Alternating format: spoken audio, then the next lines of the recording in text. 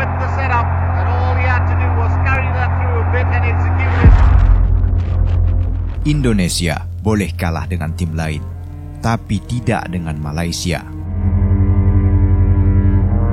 Pernyataan ini seperti sudah menjadi mantra yang mendarah daging di hati setiap pecinta dan pelaku sepak bola tanah air. Tidak peduli apakah itu pertandingan persahabatan atau laga resmi. Setiap kali timnas Indonesia berhadapan dengan Malaysia, selalu ada atmosfer panas yang menyelimuti. With the setup, and all he had to do was carry that through a bit and execute it. Repeating a result, it's another wild shot. Gengsi dan harga diri menjadi taruhan saat Indonesia dan Malaysia bertemu. Tensi tinggi tidak hanya terasa di atas lapangan, tetapi juga di tribun supporter. Bahkan merambat hingga ke media sosial. Di setiap pertandingan, rivalitas ini selalu berhasil membangkitkan semangat dan emosi para pendukung kedua negara.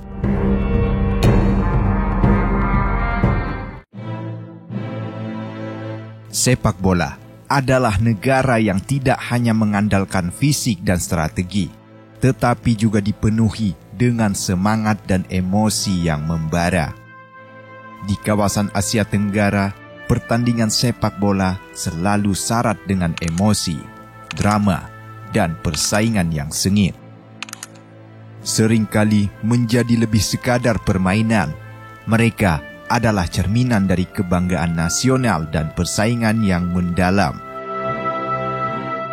Timnas Indonesia sebagai salah satu kekuatan sepak bola di kawasan ini memiliki sejarah panjang dan kaya dengan berbagai pertandingan penuh rivalitas melawan negara-negara tetangga seperti Malaysia, Thailand, dan Vietnam. Dengan sejarahnya yang panjang dan penuh warna, telah menjadi pusat dari beberapa rivalitas paling sengit di kawasan ini. Kita kesampingkan dulu untuk rivalitas Indonesia dengan negara lainnya. Kita akan bahas terlebih dahulu dengan negara tetangga, yaitu Malaysia.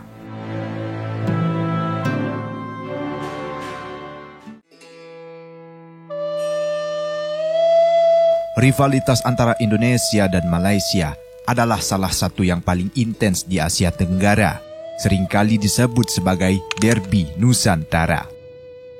Pertandingan antara kedua negara ini tidak hanya tentang sepak bola, tetapi juga syarat dengan aspek sosial, budaya, dan politik. Tak jarang, media internasional juga ikut menyoroti duel dua negara tetangga tersebut yang kerap memunculkan bermacam insiden provokatif baik di dalam lapangan maupun di luar lapangan. Rivalitas antara timnas Indonesia dan timnas Malaysia merupakan salah satu rivalitas tim sepak bola antar negara paling terkenal di Asia Tenggara dan Asia. Konflik politik yang terjadi di antara kedua negara pada 1960-an telah membawa sentimen ke pertandingan sepak bola. Kata-kata ganyang Malaysia yang pernah diucapkan oleh Presiden Republik Indonesia pada masa itu, yaitu Soekarno. Komando Aksi Pengganyangan Malaysia. Ganyang Malaysia sekarang juga. Hidup Indonesia.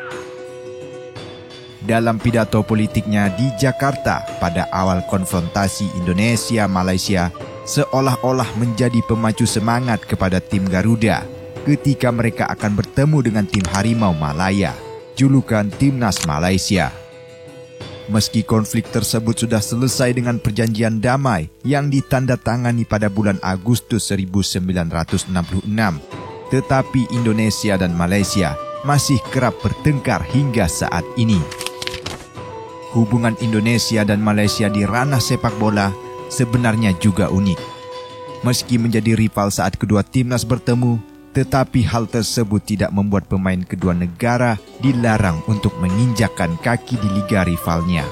Seperti Safi Salih jadi bintang di Pelita Jaya tak lama setelah dia meruntuhkan mimpi Indonesia di final Piala AFF 2010. Atau Bambang Pamungkas dan Eli Eboy yang jadi legenda Selangor atau Andik Firmansyah yang pernah jadi rebutan klub-klub Liga Malaysia. Pada intinya, ada banyak hal yang menyatukan Indonesia dengan Malaysia. Namun, jika sudah masuk ranah sepak bola, haram hukumnya kalah satu sama lain. Atmosfer pertandingan yang melibatkan kedua negara, baik saat di Jakarta atau Kuala Lumpur, selalu sesak dipenuhi penonton. You look at defining moments in matches, we have to go It's from the right. What's he got to do? One track. It's the Suli. And goal! Number 2 as Malaysia takes the lead.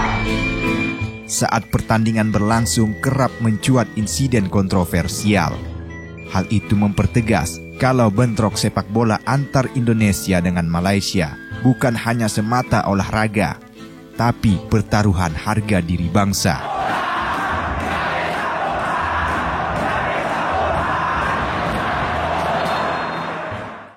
Duel perdana antar timnas Indonesia dan Malaysia terjadi dalam turnamen Merdeka yang diadakan di Kuala Lumpur pada 7 September 1957.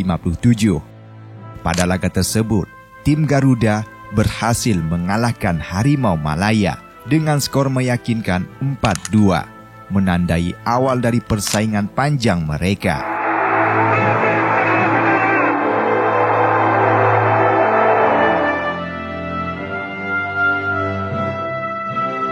Di ajang resmi, Indonesia pertama kali bertemu Malaysia pada 28 Agustus 1962, tepatnya di Asian Games Jakarta.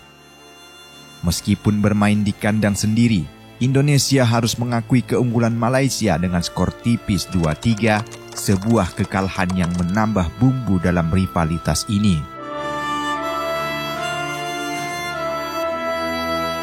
Di ajang SEA Games, Indonesia dan Malaysia pertama kali berduel pada 19 November 1977. Tim Garuda berhasil menang tipis 2-1 atas Harimau Malaya di SEA Games Kuala Lumpur. Hal itu menjadi memperkuat citra mereka sebagai pesaing berat.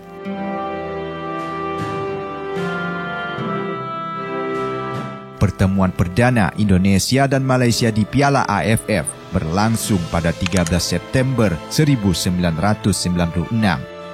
Dalam gelaran perdana Piala AFF kala itu, Garuda harus mengakui keunggulan Harimau Malaya dengan skor 3-1.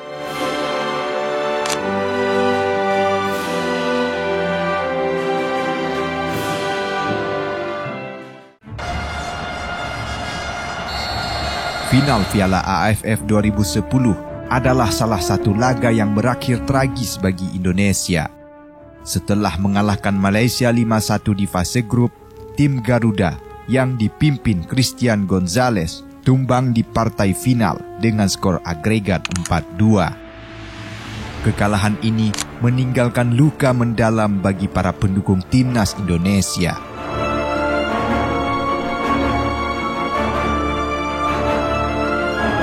Setahun berselang, Harimau Malaya kembali menjadi mimpi buruk bagi tim Garuda di partai final SEA Games 2011.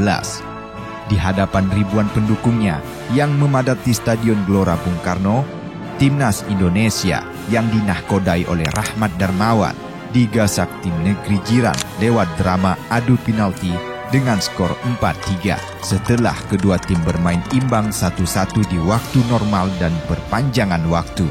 Dan Malaysia menang dengan skor 4-3. Dengan demikian maka skor total adalah 5-4 bagi kemenangan. Roman-roman kekalahan timnas kita sebenarnya sudah terbaca di fase grup. Andik Firmansyah dan kawan-kawan harus puas jadi runner-up grup A setelah takluk dari Malaysia 0-1 pada partai penutup penyisihan grup. Kekalahan ini terasa menyesakan karena setahun sebelumnya timnas Indonesia level senior digagalkan menjadi jawara Piala AFF 2010 oleh Harimau Malaya.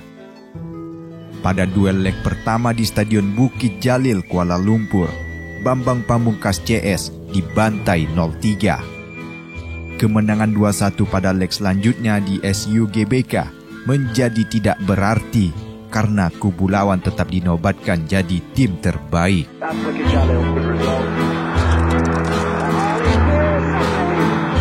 Pada Piala AFF 2012, Indonesia gagal melakukan revenge. Kedua tim sempat bersua di penyisihan grup B yang dihelat di Stadion Syekh Alam Selangor dan skor hasil pertandingan 2-0 untuk tim negeri jiran.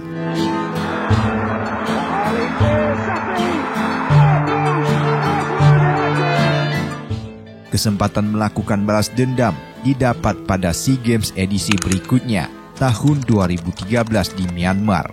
Kedua tim bersua di babak knockout semifinal. Baik Rahmat Darmawan maupun Ong Kim Swee masih menjadi pelatih di tim masing-masing. Secara dramatis, tim Merah Putih mengalahkan Malaysia juga lewat drama adu penalti dengan skor 4-3. Setelah sebelumnya kedua tim berbagi skor imbang 1-1. Kali ini, Kurnia Meiga menjadi pahlawan di pertandingan yang dihelat di Stadion Zayar Tiri, Zaypidau pada 19 Desember 2013. Meiga mematahkan tendangan dua eksekutor terakhir Malaysia, yaitu Atamil Arasu serta Syahrul Mokhsaat. Sayang, saat bersua Thailand di final, Indonesia gagal jadi yang terbaik. Kalah 0-1 lewat gol tunggal Sarawut Masuk. Khusus di pentas SEA Games 2017, Indonesia dan Malaysia ada di grup berbeda. Kans kedua tim bersua di babak semifinal amat besar. Namun, jauh sebelum itu, Indonesia juga memiliki kenangan manis saat bertemu Malaysia. Timnas Indonesia meraih medali emas SEA Games pertama mereka di cabang sepak bola pada edisi 1987 setelah menaklukkan Malaysia di partai final. Tim Garuda yang dipimpin Berje Matula Pelua menang tipis 1-0 lewat gol tunggal Ribut Waidi, memberikan kebanggaan besar bagi Indonesia. Sepanjang sejarah, total sudah 95 kali kedua tim bertemu. Timnas Indonesia memenangi 39 laga, sedangkan Malaysia 35 pertandingan, sebanyak 21 duel disudahi hasil imbang. Jumlah duel ini terbanyak antar negara sesama Asia Tenggara. Keunggulan rekor kemenangan tak lantas membuat Indonesia bisa tersenyum puas. Faktanya, dari koleksi trofi event resmi, Timnas Malaysia lebih unggul. Tim dengan warna kebesaran loreng kuning dan hitam itu sekali tercatat menjadi juara Piala AFF. Sementara itu, tim Garuda belum sekalipun sukses menjadi yang terbaik di kawasan Asia Tenggara. Pencapaian maksimal Indonesia ialah menjadi 5 kali runner-up Piala AFF. Satu lagi yang patut dicatat, prestasi kubu lawan juga unggul dibanding Indonesia di level klub.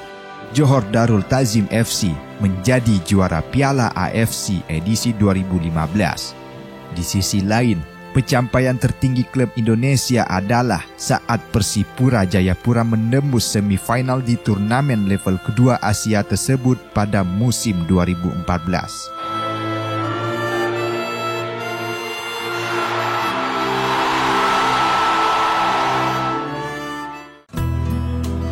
Rivalitas antara Timnas Indonesia dan Malaysia adalah salah satu yang paling sengit di Asia Tenggara. Setiap pertandingan tidak hanya menjadi ajang unjuk gigi bagi para pemain, tetapi juga membawa beban emosional yang besar bagi para pendukung. Tak bisa dipungkiri bahwa wilayah Indonesia dan Malaysia yang bertetangga membuat kedua tim kerap bertemu, sehingga secara otomatis rivalitas kedua negara akan terus terjaga. Meski Indonesia dan Malaysia adalah negara serumpun di kawasan ASEAN dan memiliki ikatan kekerabatan yang kuat, tetapi keduanya adalah rival abadi di sepak bola. Sejarah panjang ini terus menjadi bahan bakar bagi semangat dan antusiasme para pecinta sepak bola di kedua negara. Semoga persaingan sehat ini terus memajukan sepak bola di kawasan Asia Tenggara.